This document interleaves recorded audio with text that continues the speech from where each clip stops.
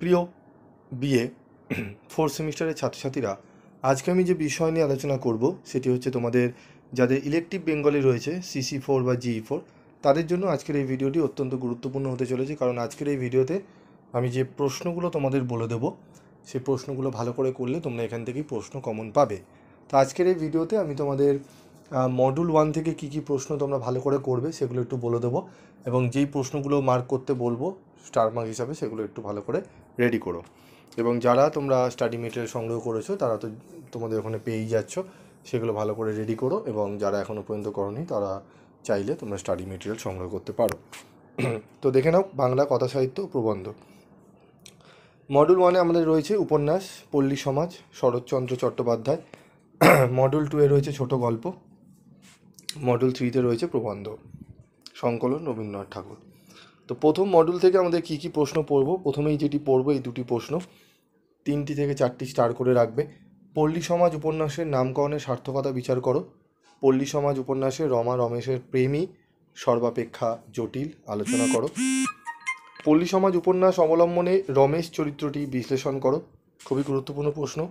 4 হচ্ছে পল্লী সমাজ উপন্যাস অবলম্বনে রমা চরিত্রটি বিশ্লেষণ করো। এই যে 4টি প্রশ্ন আমি বললাম, এই 4টি প্রশ্ন যদি ভালো করে তোমরা করে নাও, এখান থেকে 10 নম্বরে 100% তোমরা কমন পাবে, এবং 5 নম্বরেও তোমরা এখান থেকে একটি চরিত্র কমন পেয়ে যাবে। তবে লাইন ধরে বলবে, সেই চরিত্রটি তোমাদের আইডেন্টিফাই করে লিখতে হবে।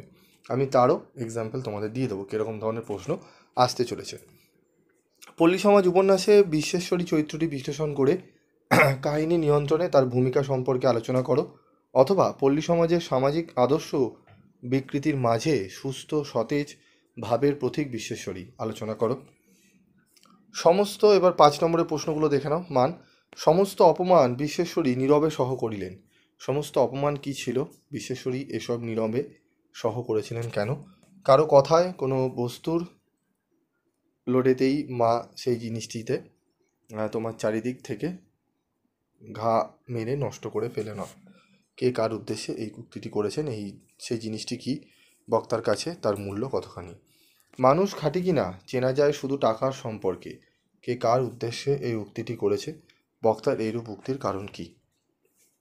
তোমাকে নিষ্ঠুর বলাও ভুল, তুমি নীচ অতি ছোট। কার এই উক্তি? কাকে সে নীচ বা ছোট বলে মনে করেছে? তাকে এরকম মনে করার কারণ কি ছিল? বাঁশ নুইয়ে ফেলতে চাও তো? এই বেলা পেকে গেলে আর হবে না, তা নিশ্চয় বলে দিচ্ছি। কে কার উদ্দেশ্যে এই উক্তিটি করেছে, একথা বলার কারণ কি?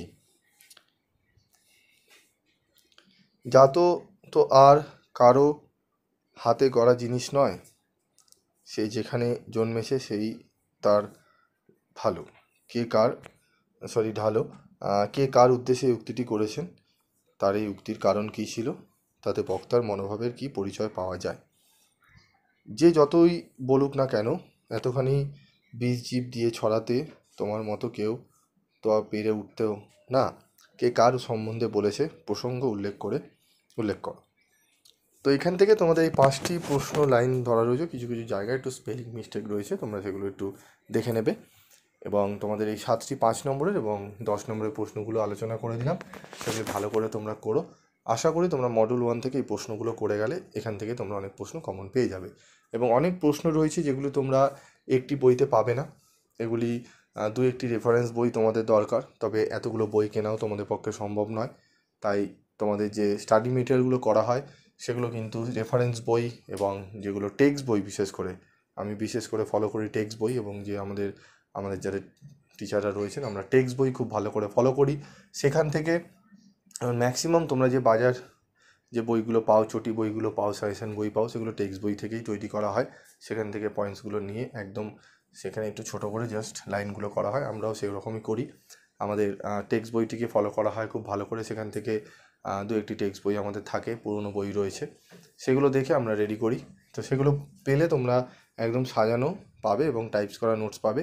কিছু কিছু গ্রন্থ বই রয়েছে যেগুলো থেকে আমরা 2-1টি ছবি তোলা থাকে, সেগুলো এমনভাবে করা, সেগুলো তোমাদের পড়তে অসুবিধা হবে না। তবে তোমাদের বলবো, অনেক প্রফেসররা রয়েছেন যারা কলেজে পড়ান, তারা সময় পান না, তবুও তোমাদের চেষ্টা করেন, কিছু হয়তো বই থেকে তোমাদের PDF নোটস দেন, সেগুলো যদি কিছু কম রেমুনারেশনে তোমাদের থেকে নেন, অবশ্যই সেগুলো সংগ্রহ করবে। সেগুলোতেও কিন্তু তোমরা অনেক অনেক উপকার পাবে। ঠিক আছে, তোমরা দেখবে, তোমরা যারা গ্র্যাজুয়েশন পাস করেছো তোমাদের ভাই বোনদেরও তোমরা গাইড করো। কিছুজন দেখবে নতুন হয়তো আসে, হয়তো তারা কোনো ডিগ্রিগতভাবে তার সেই সাবজেক্টের যোগ্যতাই নেই, তবুও সে এমনভাবে বলে যে বাকি টিচারদের অপমান করে বলে। ঠিক আছে, তো তোমরা একটুখানি ভাবনা চিন্তা করবে। যেখানে তুমি উপকৃত হয়েছো এত বছর ধরে, যেই চ্যানেল বা যেই প্রফেসরের কাছে বা কোনো ম্যাডামের কাছে তুমি পড়ছো, তারা বিগত 5-6 বছর ধরে স্টুডেন্টদের ভালো নাম্বার পাইয়ে আসছে। ঠিক আছে, তাদেরকে যদি কেউ এসে বলে কপি করছে, ঠিক আছে, আমাদের থেকে, এগুলো হাস্যকর ছাড়া আর কিছুই নয়। যাই হোক, তোমাদের পড়ায় মনোযোগ দাও, ভালো করে করো। অবশ্যই প্রত্যেক টিচারের তোমাদের ভালো পড়ান, তোমাদের যাকে ভালো লাগে সেখানেই ফলো করবে। তার সাথে যদি মনে হয় যে পিভি স্টাডি ক্লাসের সাজেশন আমাদের খুব ভালো, হেল্পফুল, অবশ্যই দেখবে। আর যদি মনে হয় না, তাহলে তোমরা স্কিপ করে চলে যাবে। আজকের মতো এইটুকুই, দেখা হচ্ছে পরবর্তী ভিডিওতে। সকলে ভালো থেকো, সুস্থ থেকো।